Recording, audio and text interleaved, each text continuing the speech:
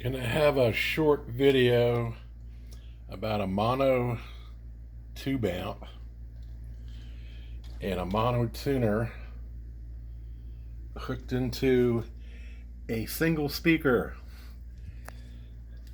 So what we're first gonna do is turn on the tube amp.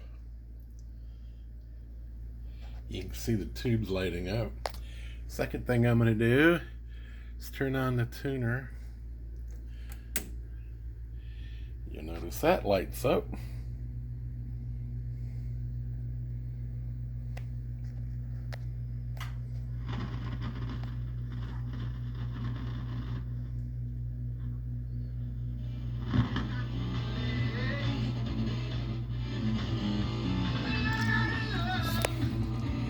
Good old Aussie.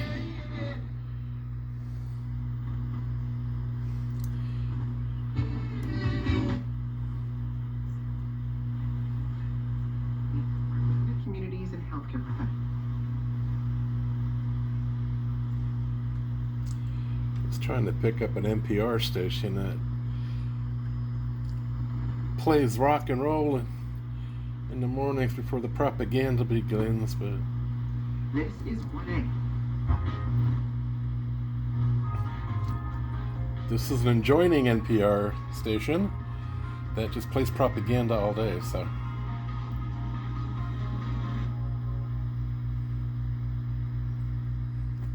Support for NPR comes from this station. Yeah.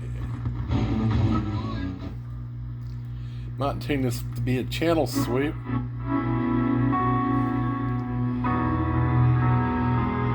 This is church music.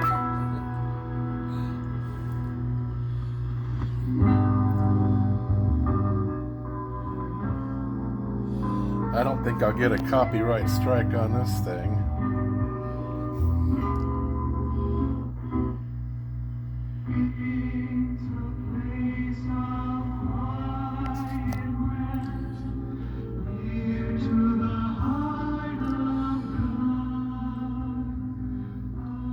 Now here's the thing about this. Mono, a lot of people have mixed feelings about mono. Everybody wants stereo. I happen to like mono. I especially happen to like mono stuff on mono tube amplifiers. It just seems to sound better to me, and you get a much better range. I just hit the wrong button on my phone. I don't know what I did. I just happen to like it better. To me, it's got a much better tonal quality. And what I'm using here is a white van speaker that I bought years ago. There was actually a set of them, and they were $10 a piece.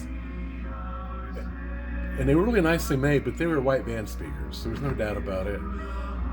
Went through a hurricane a couple of years back, got flooded. One of them got destroyed. So I'm using this one as my suicide speaker, or I'm using it as a mono speaker basically.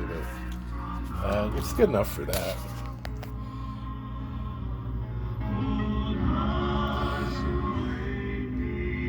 A lot of people take these monos amplifiers and they convert them to guitar amplifiers, which is fine. I see the reason for that, but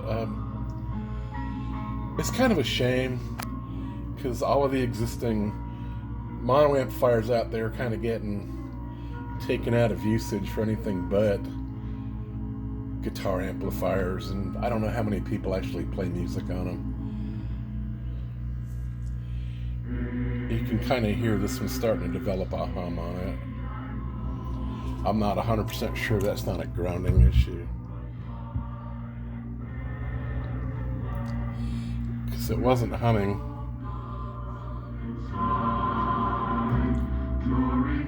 I haven't done anything to this amplifier since I've had it.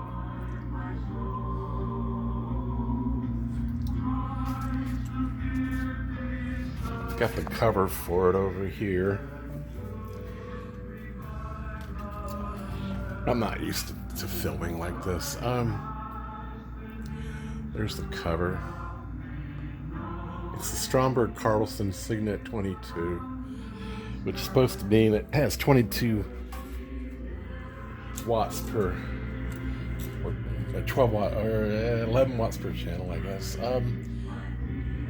It's got two 6BQ5 outputs on it. One of these, this tube here, you see is glowing a little bit better than the other one is. This one's coming up as weak. That one's coming up as good. I was going to stick a stronger tube in there, but I just haven't gotten around to it. These are not the original tubes. These came from a Silvertone amp I had. The original Stromberg Carlson tubes that were in it were getting... The getters were really brown. I think they were getting close to ending, but I was thinking about popping a better, stronger set in. I was going to show you this thing here in the bag. I'm not used to doing this with one hand, so you'll have to bear with me. Sorry.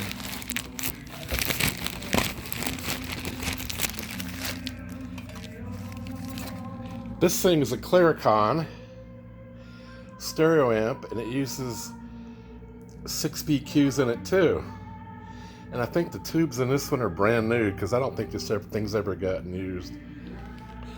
I can't straighten that up. These little tube amps, they sell on eBay. They don't have transformers in them, so people consider them to be a shock hazard, which is true. If you're naked and standing on the concrete floor of my shop and you're all wet and you touch it, yeah, you're probably going to get zapped. But if you use any kind of common sense whatsoever, you probably won't get shocked. But I'm not going to say that. I've never been shocked by one.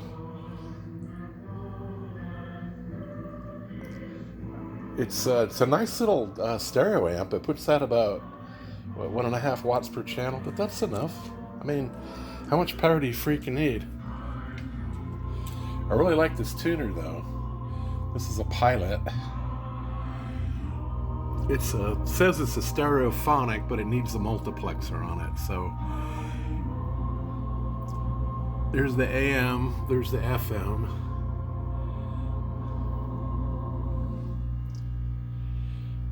That hum's getting kind of pronounced. My friend, I'm sure you'll agree that we live in a changing world. It's changing very quickly, very rapidly.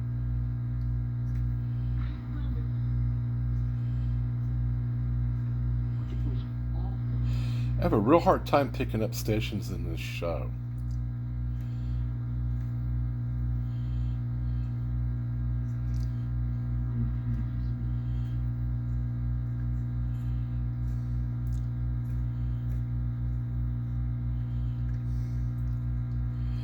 I'm not picking up anything today.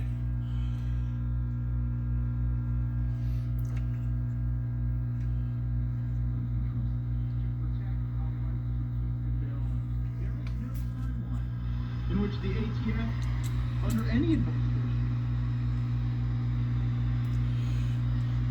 I don't think I have an antenna hooked up to this thing. Hang on a second.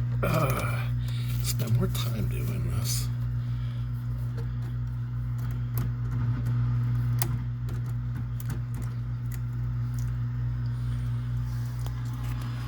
Try that.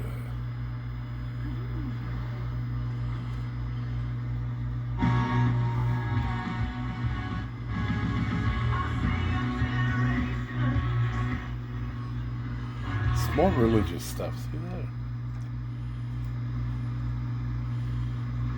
For spending your day with K-Love. K-Love.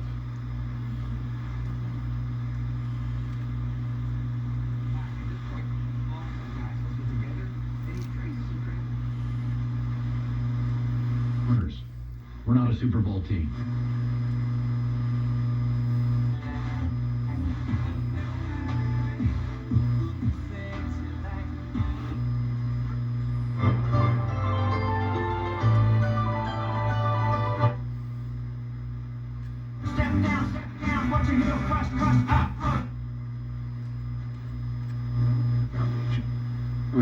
and transforming it. I guess I'm not going to pick up that NPR stuff.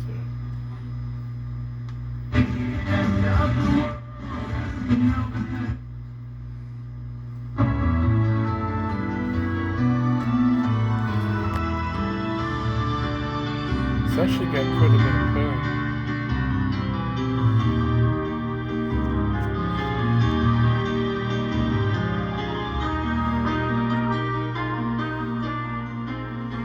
It's the religious station again.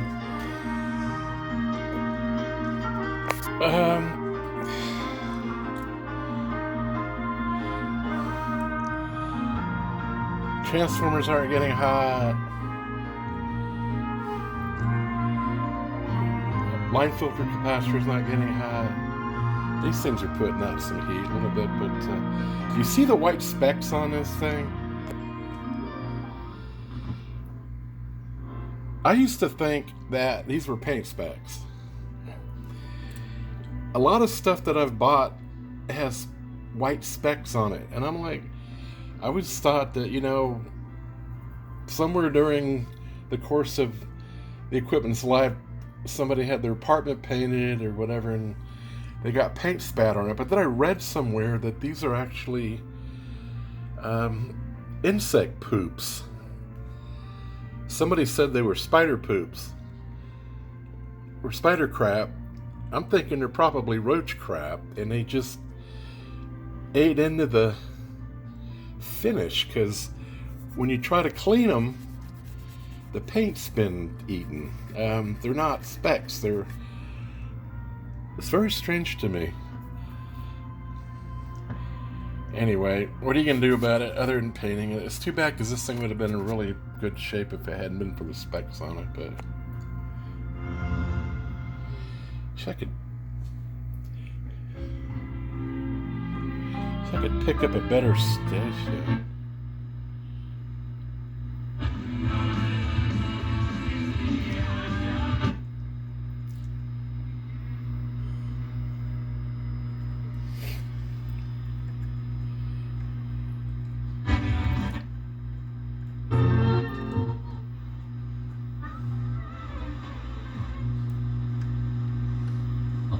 This year went from to the playoffs. The Giants, the Jags, and Seattle. There's an ESPN station. Yeah.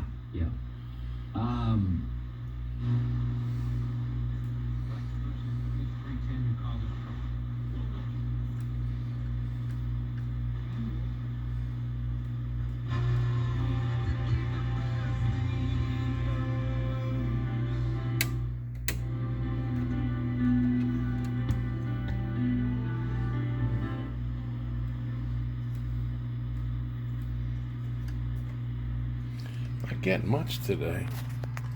You should get more stations than that. I'll show you what I'm doing back here.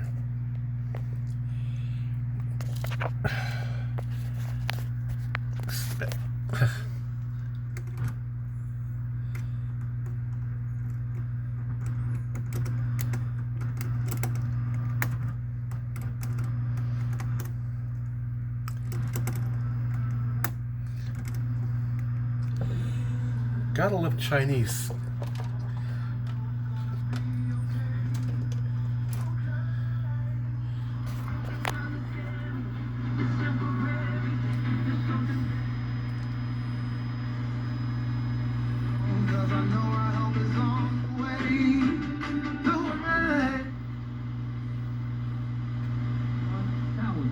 There we go.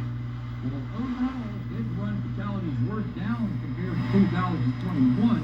The percentage of bicyclists and pedestrians who died in hit-and-run crashes rose by 3%. Hit-and-run crashes primarily occur at night or during dimly lit time periods and account for 80% of all hit-and-run crashes. You see the big difference that made just moving it? I've got a wire running out outside here, see? It's just really hard picking up a... Leaving the scene of a crash with a fatality is a felony, and a driver This station is about 25 miles down the road. Sentenced to a mandatory minimum of 4 years in prison. They used to be located further down the dial at 101.5, and it was almost impossible to pick them up because I think they were like a 25K station, and then they moved further down the coast and became 100,000 watt, and they're easier to pick up and they're higher up the dial, but they're still hard to pick up, and they're really hard to pick up in stereo because I don't know what they're doing with their stereo broadcast, but it's got a lot of hissing in it. Even I've tried it on a lot of different pieces of equipment, and if you're really lucky and you've got your mouth set the right way, you'll actually get some decent stereo without the hissing out of it. But so we're kind of constrained around here. Anyway, I wanted to show you this in case you guys are interested in mono amps. I would certainly recommend getting a mono amp. They're easy to work on, depending on the kind of tubes they have in them. If you can get one with a 6v6 tube out, those are pretty easy to get still, and they're not that expensive. These 6PQ5s are getting really kind of expensive. So you can see it's got a rectifier, it's got the two 6PQ5s. And Sparks & Sons Island Grocery offers a 10% senior. It's got one 12AX7 back there.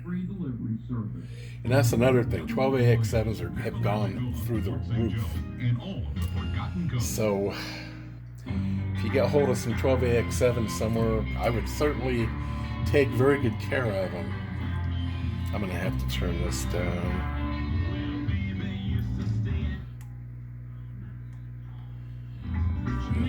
Change it back to... I'm telling you, you messed up.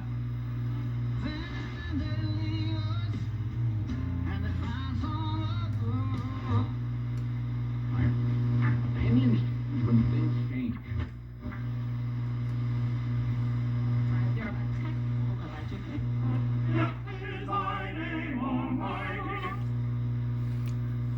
I mean, not the year, because they do it every single year. If you want to... The world, the Mujahideen. Jeez. Well, no love today.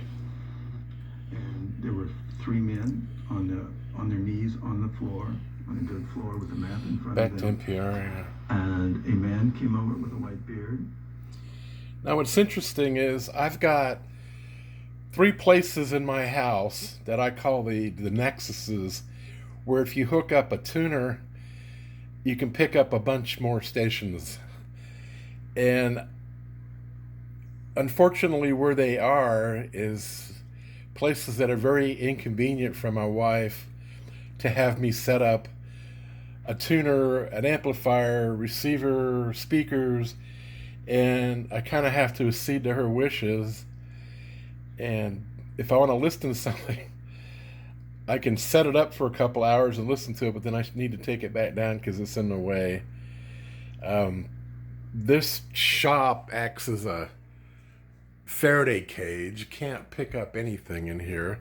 I was hoping to run the antennas out the window, and it helped a little bit, but it's still kind of hard.